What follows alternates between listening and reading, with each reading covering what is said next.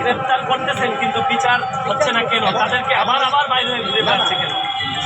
বিচারটা হচ্ছে না, কিন্তু বিচার কিন্তু কিছু দিনের ভিতরে, যেহেতু বিচার একটা প্রসিডিউর আছে, যে বিচারটা আমার হাতে না। আমি হলো আমরা ওই জন্য সংস্কার চাচ্ছিলাম স্যার, সেটারও আপনারা আমাদের সঙ্গে সংস্কারের ক্ষেত্রে তো একটা সংস্কার কমিশন। এই রাষ্ট্রকে পাহারা কে দিচ্ছে তাহলে স্যার? সব ঘটনা ঘটার পরে হবে আসলে বিষয়টা? ঘটার আগেও ধরা হচ্ছে, ঘটার পরেও হচ্ছে। আমি তো অস্বীকার করবো। আমি সাথে সাথে এটার সাথে যারা কনসার্ন তাদের সাথে কথা বলছি এবং তাদের মধ্যে এটা আইনের আওতায় থাকা কিনা। আমি শুধু জেল না, আমি জিনের বেদের সাথেও কথা বলছি, তাদের অবশ্যই শাস্তির আওতায় আনবে। আর যদি না হয় স্যার এটার বিপক্ষে শাস্তির আওতায়, তারা যদি শাস্তির আওতায় না আনে সেই সময় আমি চলে যাবো।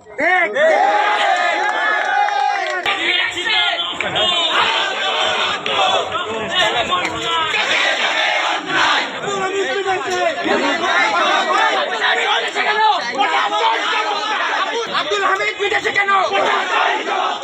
এই ঘটনাটা ঘটছে আমার অভিযোগ ঘটছে, এটার জন্য যারা দায়ী তাদের শাস্তির আওতায় আনবে। এটা ঘটার আগে হচ্ছে, ঘটার পরে পালিয়ে যাওয়া এটা এটা কোন অবস্থায় এটা গ্রহণ করবে না জানার এটা কোন অবস্থায় গ্রহণ করবে বিশ্বাস করে আমরা বিশ্বাস করে আমরা কিভাবে বিশ্বাস করি? আপনারা জানেন না, আমরা বিশ্বাস করে আপনাদের স্যার আমি এটা এখানে আসার পরে জানতে পারছি। আমি সাথে সাথে এটার সাথে যারা কনসার্ন তাদের সাথে কথা বলছি এবং তাদের মধ্যে এটা আইনের আওতায় থাকা কিনা। আমি শুধু জেল না, আমি জিনের বেদের সাথেও কথা বলছি। মাঠের অলরাউন্ডার আমি, আর ঘরের all rounder Tylex. Tylex toilet cleaner, clean মানেই টাইলক্স। একজন প্রবাসী একটার বেশি যদি দুইটা মোবাইল নিয়ে আসে, ইমিগ্রেশন পুলিশ সেটা ধরে ফেলে একদম মুহূর্তে। কিন্তু একজন রাষ্ট্রপতি, এতদিন এই দেশের রাষ্ট্রপতি ছিল, সেই প্রশাসনের প্রোটোকলে গেছে স্যার।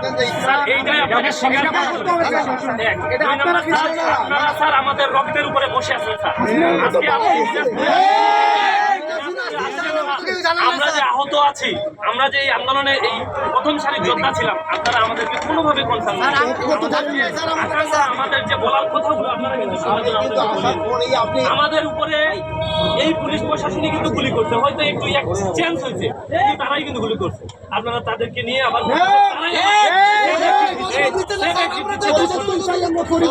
এইটা কতদিন চলবে আর কি স্যার? এটা কতদিন চলবে? এটা তো আমাদের 2 দিনে তো আপনি শেষ করতে পারবেন। জি স্যার, একটা জিনিস হলো আপনারা একটা দেখেন, আমরা যখন যে পরিস্থিতিতে আপনারা আমাদের দায়িত্ব দিচ্ছেন, ওই পরিস্থিতি থেকে কি একটু উন্নতি হয়েছে কিনা? আব্দুল হামিদ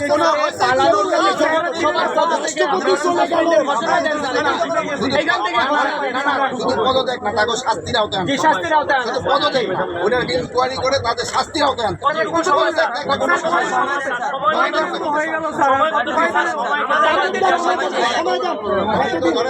আসার পরে আমি তো এখানে আসার পরে আমি তো মানে আমার তো একটা সময় তো আমার আমি 24 ঘন্টার মধ্যে হবে স্যার এটা তাদের ব্যবস্থা। এখন আমি তো ধরুন যাইতেছি এগ্রিকালচার, আমার একটা প্রোগ্রাম আছে।